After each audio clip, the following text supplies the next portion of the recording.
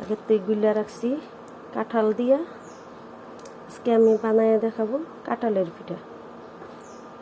যে আটা দিয়া, কাঁঠাল দিয়া, চিনি দিয়া, বেকিং পাউডার দিয়া গোলায় রাখছিলাম। কাঁঠালের পিঠা বানায় দেখাবো। বিসমিল্লাহির রহমানির রহিম।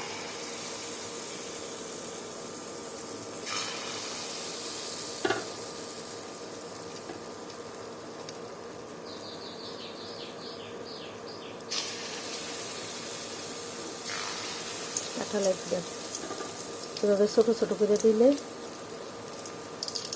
কাঁঠালের পিঠাগুলো ফুলে উঠে।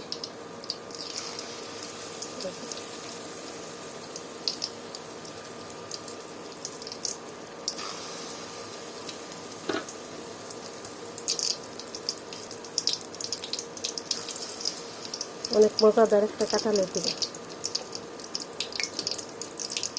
সব লাগে তো। পিঠাগুলো ফুলে উঠতেছে। জাতীয় ফল হইল কাঁঠাল।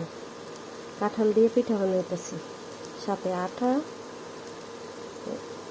সোডা পাউডার মানে বেকিং সোডা ফেলে ডুবাইয়া পিঠা বানাইতেছি। দেখি সুন্দর একটা কালার আছে, এভাবে বাজবেন, অনেক সুন্দর, অনেক মজা লাগে।